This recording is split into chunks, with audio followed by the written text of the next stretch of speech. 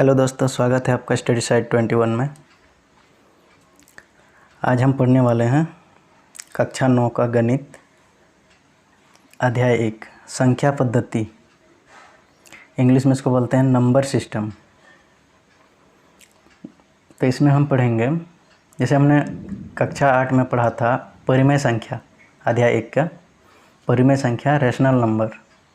उसमें हमने पढ़ा था प्राकृत संख्या, पूर्ण संख्या, पूर्णांक और परिमेय संख्या, इस सब के बारे में पढ़ा था।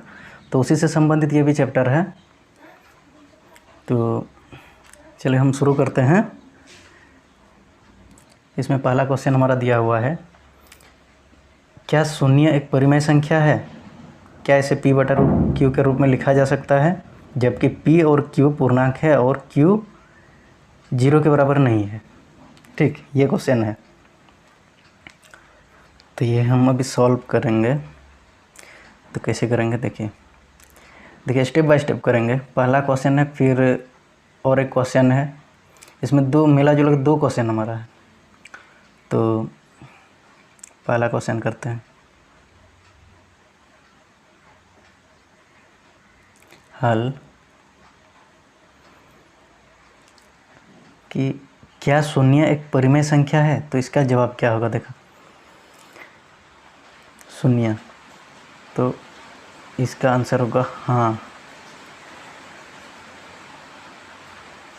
क्यों होगा?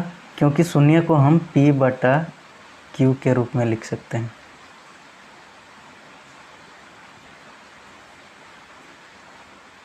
लिखा जा सकता है, ठीक है, लिखा जा सकता है। जहाँ या जबकि p बराबर 0, मतलब p बराबर 0 और q बराबर 1, 2 और आगे कुछ भी, मतलब p बराबर 0 रखेंगे। जैसे समझ लीजिए p बराबर 0 हुआ, ठीक है। उसके बाद q, यहाँ बट्टा लगा देंगे, q बराबर 1 ले लिए, तो हो गया ना ये परिमेय संख्या। मतलब q के बराबर 0 नहीं होना चाहिए, p के बराबर 0 हो सकता है। तो अगर p के बराबर 0 हो सकता है तो 0 एक परिमेय संख्या क्यों नहीं हो सकता? ठीक है, q के जगह पर हम 1 रखें या फिर 2 रखें तो देखिए क्या होता है, 0/2, ये हो गया। ठीक, अब आगे देखते हैं क्वेश्चन। क्या इसे p बटा q के रूप में लिखा जा सकता है? हाँ, लिखा जा सकता है, बिल्कुल। उसके बाद तो ये इसका आंसर हो गया, सिंपल सा था कि हम लिख लिए ना, तो उसी को लिख देते हैं। अगर मान लिया 0 है, 0 को मतलब p बटा q के रूप में कैसे लिखते हैं? 1 हुआ, फिर 0/2, इतना लिख दिए। ठीक, लिखेंगे यहाँ, इसी में देखेंगे, इसी में क्या है, यहाँ p और q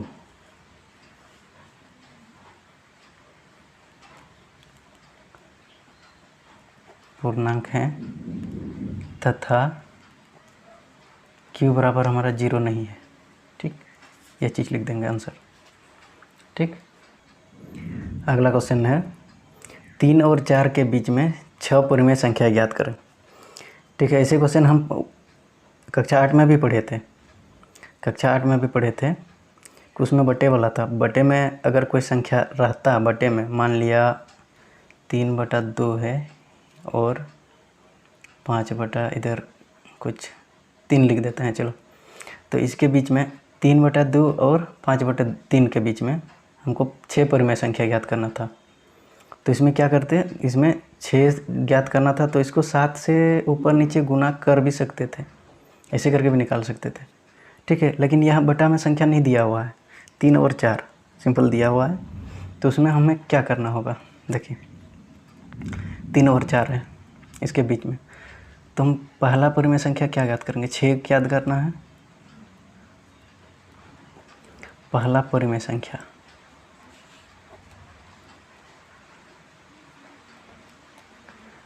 पहला परिमेय संख्या हमारा क्या होगा दोस्तों? तो 3 और 4 दोनों संख्या को हम जोड़ देते हैं और उसको 2 से डिवाइड कर देते हैं। ठीक, 3 और 4 तो कितना होता है 7, 2 से हम डिवाइड कर दिए, 2 एकम 2, 2 तिया 6 पॉइंट हो गया और 1 बचा, 2 पंचे 10। तो पहला परिमेय संख्या हो गया 3.5। ठीक, ये पहला हो गया। अब दूसरा ज्ञात करते हैं। दूसरा परिमेय संख्या, इतना नहीं लिखते हैं, वीडियो बहुत लंबा हो जाएगा, इसलिए दूसरा इतना किए। तो अब इन्हीं दिया हुआ संख्या है 3 और 4, तो इन्हीं में से किसी एक को पहला परिमेय संख्या जो हमारा निकला उसके साथ जोड़ देंगे। 3, एक बार 3 के साथ हम जोड़ते हैं, 3 + 3.5। ठीक, इसको फिर 2 से भाग कर देते हैं। ठीक है, 2 से भाग करते हैं तो क्या होगा, इसको दशमलव संख्या और नॉर्मल संख्या को कैसे जोड़ते हैं, 3 है और हमको 3.5 को जोड़ना है। ठीक, तो सिंपल हम यहाँ पे पॉइंट बढ़ा के 0 लिख सकते हैं। तो 5 और 0 को जोड़ेंगे तो 5 होगा और 3 और 3 पॉइंट लगा देंगे दशमलव, और 3 और 3 6, 6.5 हो गया।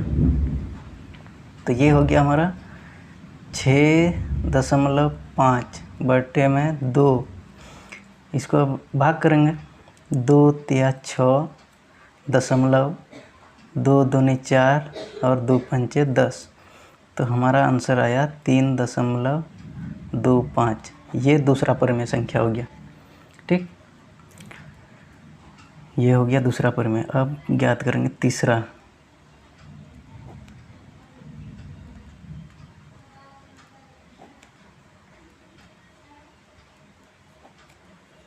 तीसरा परिमेय संख्या, तो तीसरा परिमेय संख्या कैसे होगा,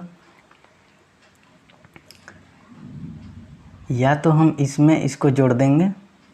ठीक, अब पहले किए थे क्या, इसमें पहला वाला को 3 को जोड़ दिए थे, अब करेंगे इसी में दूसरा वाला 4 को जोड़ेंगे।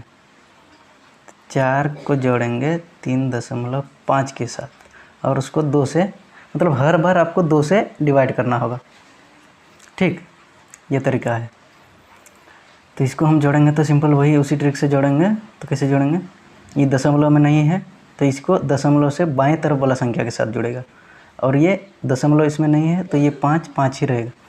दशमलव के बाद 5 रहा, दशमलव के बाद 5 रहा, और 4 और 3 को जोड़ेंगे तो 7 हुआ, बटे में 2 है। अब इसको भाग करेंगे।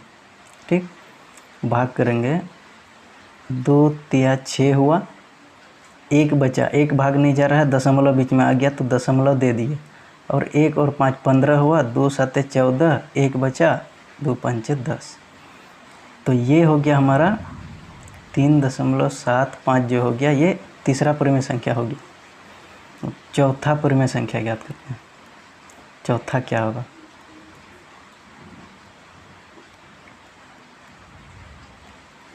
चौथा परिमेय संख्या, चौथा परिमेय संख्या होगा, तो पहला जो परिमेय संख्या ज्ञात किए हैं, ठीक, पहला जो परिमेय संख्या ज्ञात किए और दूसरा दोनों को जोड़ देंगे। पहला परिमेय संख्या हमारा ये था, दूसरा परिमेय संख्या हमारा है 3.25, 3.25। ठीक, इसको फिर 2 से भाग कर देंगे।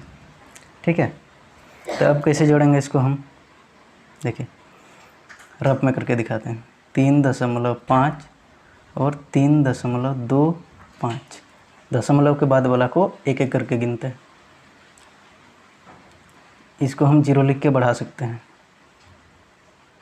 5 और 0 को जोड़ेंगे तो 5 होगा, 5 और 2 को जोड़ेंगे 7, दशमलव है, 3 और 3 6, तो ये हो गया 6.75 बटे में है 2।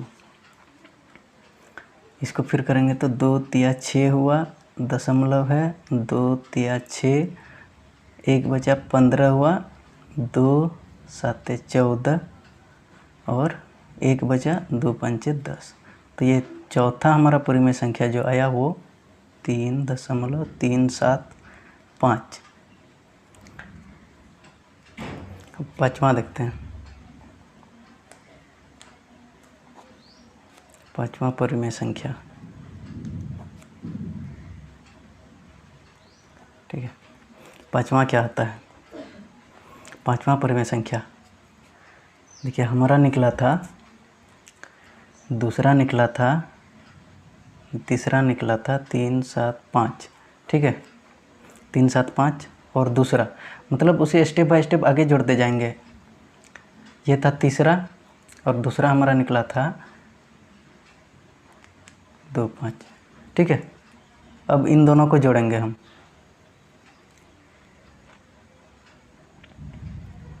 ठीक। तो ये कितना हो जाएगा? जोड़ेंगे तो 5 और 5 मिलकर 10 हुआ, 7 और 2 9 और 1 10, इतना हुआ। फिर 3 और 3 6 और 1 7, ये हो गया। अच्छा, ये तो फिर वही आ रहा है जो पहला में आ रहा था, वही आया, तो ये नहीं करना है।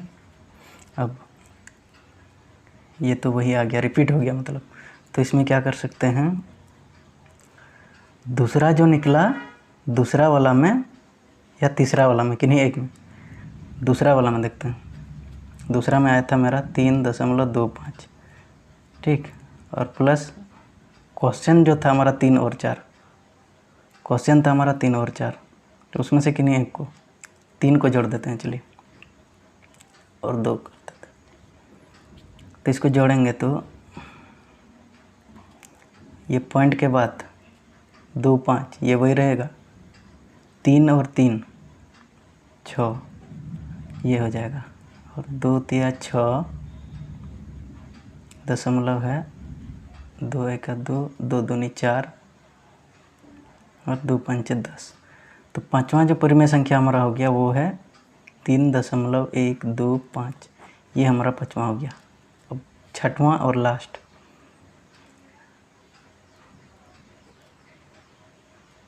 छठा परिमेय संख्या,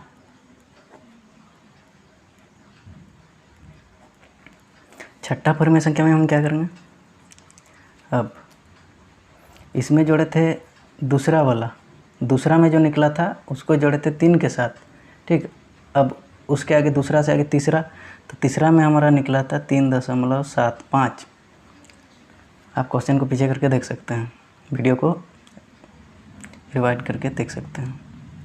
तीसरा में हमारा निकला था 3.75, उसमें हम, दूसरा में हम किए थे 3 को, अब इसमें 4 को जोड़ देते हैं और 2 से भाग कर देंगे। तो इसमें ये तो नॉर्मल संख्या है, ये दशमलव में, तो ये बाएं साइड के साथ जोड़ेगा और दशमलव के बाद 7 5 वही रहेगा। 4 और 3 मिलके 7 हुआ, 2, इसको भाग करेंगे तो 2 3 6, 1 बचा, दशमलव है तो दशमलव दे दिए, 17 हुआ, तो 8 16, 1 बचा 15, 2 7 14, 2 5 10। तो ये हो गया हमारा 3.875, ये हो गया हमारा छठा, ठीक है।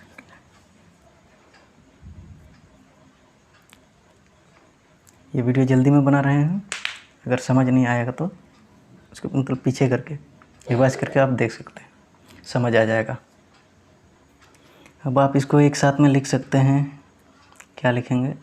6 निकलना था तो लिख सकते हैं, अतः 6 अभीष्ट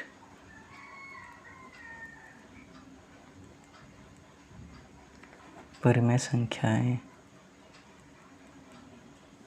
क्या क्या है?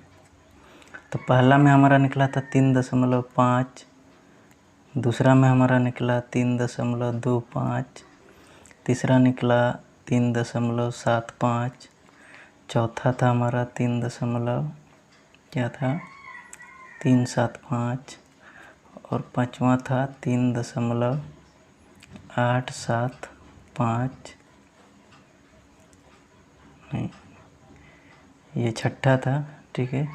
और एक है 3.125, ठीक है। ये सारा हमारा परिमेय संख्या हो गया। अब इसको और एक विधि से बना सकते हैं। कैसे? सिंपल है, उसमें वो ज़्यादा लंबा नहीं है। पहले हम बड़ा वाला बता दिए। इसको हम जैसे 3 और 4 के बीच में बोला था कि 6 परिमेय संख्या। तो देखिए इसको हम दशमलव में डायरेक्ट लिख दें। 3.1 यहाँ मान लिया 3 है, उसके बाद होगा 3.1, फिर 2, 3, 4, 5, 6, 7, 8, 9, उसके बाद होगा 4। ठीक है, इतना। तो इसको और इसको छोड़ के इसके बीच में कितना है? 1, 2, 3, 4, 5, 6, 7, 8, 9, 9 संख्या है। तो 9 में से आप किसी 6 को लिख सकते हैं। ठीक है, या तो आप ये लिखें 1, 2, 3, 4, 5, 6 इतना लिख सकते हैं, या फिर यहाँ से शुरू कर सकते हैं, या फिर यहाँ से जो मन में आए वो लिख सकते हैं इन 8 में से। ठीक है, ये भी एक तरीका है। अगला क्वेश्चन है, क्वेश्चन नंबर 3 है। 3/5 और 4/5 के बीच में 5 परिमेय संख्या ज्ञात करना है। ठीक है, इनके बीच में 5 परिमेय संख्या। तो ये भी हम आपको 2 मेथड से बताएंगे। 3/5 और 4/5, इनके बीच में 5 परिमेय संख्या। तो पहला मेथड क्या बताएंगे कि 5 परिमेय संख्या ज्ञात करना है। तो इनको 5 है तो उससे एक अधिक 5 ज्ञात करना है, उससे एक अधिक मतलब कि 6 से ऊपर नीचे गुना करेंगे। तो कितना होगा? 6 तिया 18 हुआ और इधर 30 हुआ। ठीक है, फिर 4/5 ये है, इसको भी 6 से करेंगे ऊपर नीचे, 24 हुआ और इधर 30 हुआ, मतलब बराबर है। काटने के बाद वही संख्या आएगा फिर। ठीक, तो हमको 18/30 और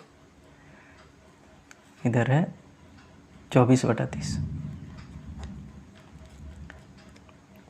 18/30 और 24/30, इसको हम इतना दूर दूर क्यों लिखे अभी पता चलेगा। अभी यहाँ क्या लिखेंगे? 19/30, 20/30, 21/30, 22/30, 23/30। ठीक है, इतना हम लिखें। अब ये तो दिया हुआ है क्वेश्चन में 18/30 मतलब 3/5, वही चीज़ है। अब इनके बीच का ये सारी संख्या हो गया, या तो हम ये लिखेंगे। ठीक है, ये भी हम लिख सकते हैं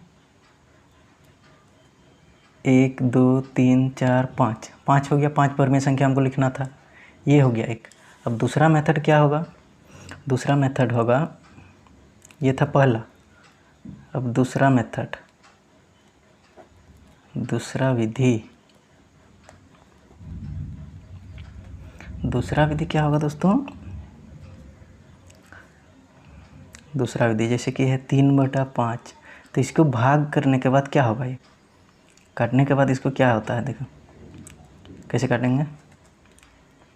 3/5 है, मतलब 5 से 3 को भाग देना है। ठीक है, ऐसे हम लिख दे रहे हैं। 5 से 3 नहीं जाएगा, दशमलव दे देंगे, यहाँ 0 दे देंगे। 5 छक 30, खत्म। मतलब कितना आया? 0.6। तो इसको काटने के बाद क्या आएगा हमारा? 0.06।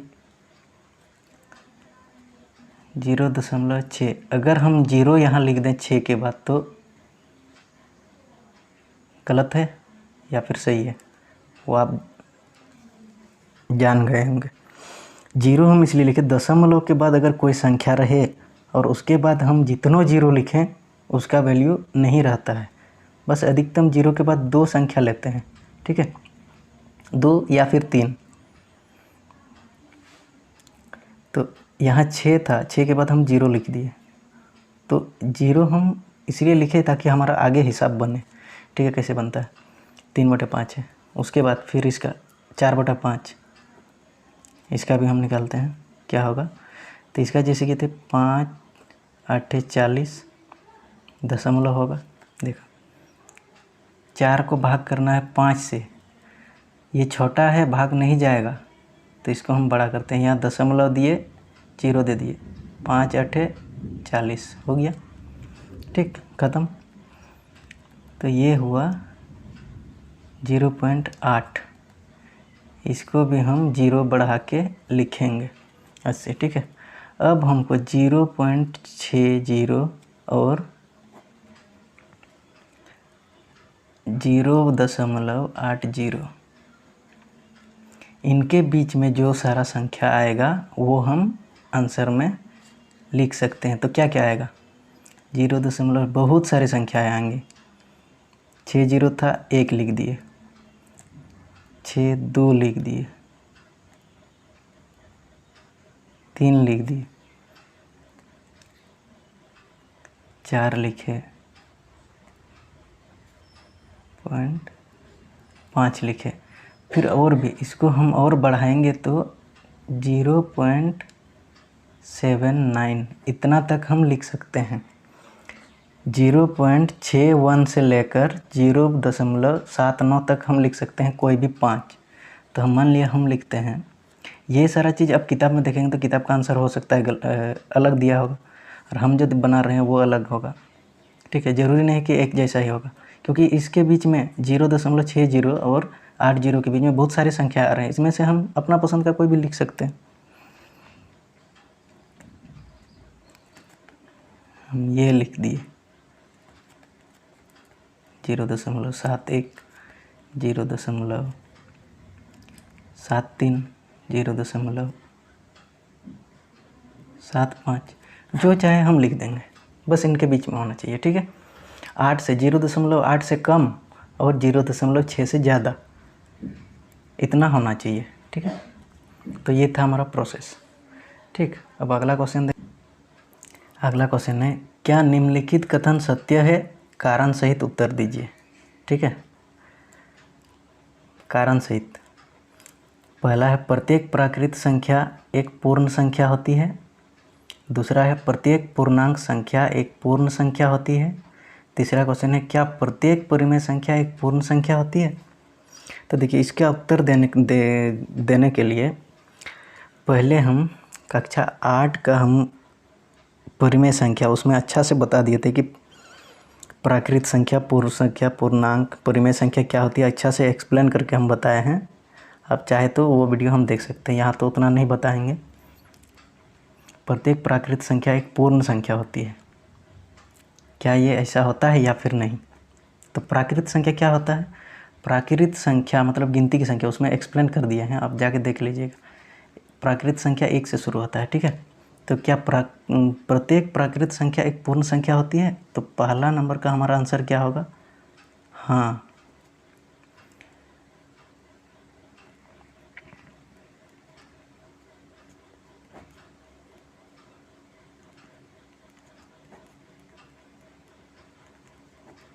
प्रत्येक प्राकृत संख्या पूर्ण संख्या होती है,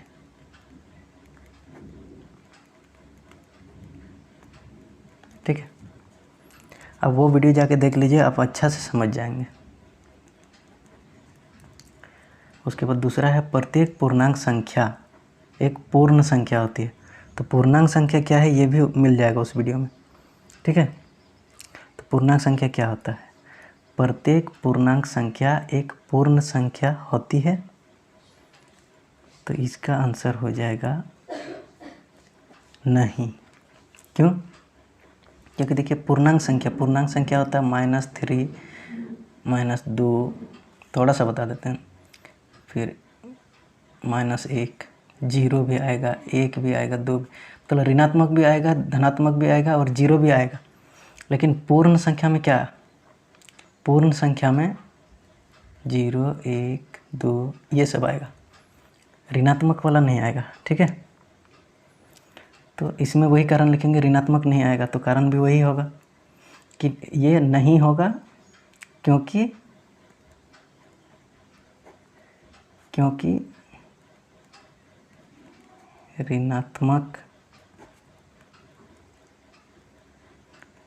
ऋणात्मक पूर्णांक पूर्ण संख्या नहीं है,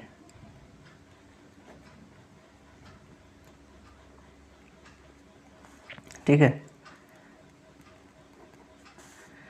आगे क्वेश्चन है, प्रत्येक परिमेय संख्या एक पूर्ण संख्या होती है? क्या प्रत्येक परिमेय संख्या एक पूर्ण संख्या होती है? तो इसमें भी हो जाएगा नहीं। क्यों क्यों नहीं होगा? तो हम थोड़ा सा बता दे रहे हैं क्यों नहीं होगा। प्रत्येक परिमेय संख्या पूर्ण संख्या क्यों नहीं होता है? क्योंकि पूर्ण संख्या बटे में नहीं होता है। ठीक है, मान लिया हम कोई संख्या 5/3 लिख दिए, 5/3, तो पूर्ण संख्या होता है सिर्फ 0, 1, 2, 3 ये सब होता है, लेकिन ये तो बटे में आ गया। तो जैसे नहीं, तो यहाँ लिख देंगे क्योंकि 5/3 जैसे संख्या, या फिर लिख सकते हैं भिन्नात्मक रूप वाली संख्या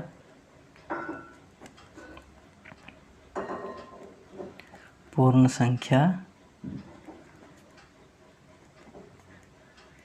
नहीं है। ठीक है, तो ये हो गया। अब इसी के साथ हमारा अध्याय 9 का कक्षा 9 का अध्याय 1 चैप्टर 1.1 कंप्लीट हो गया। अगर वीडियो देख के आपको कुछ समझ आया, अच्छा लगा वीडियो, तो लाइक कर दीजिए, शेयर कर दीजिए और चैनल को सब्सक्राइब करना बिल्कुल भी ना भूलिएगा, जिससे कि आपको आगे और भी ऐसे वीडियोज मिलते रहे।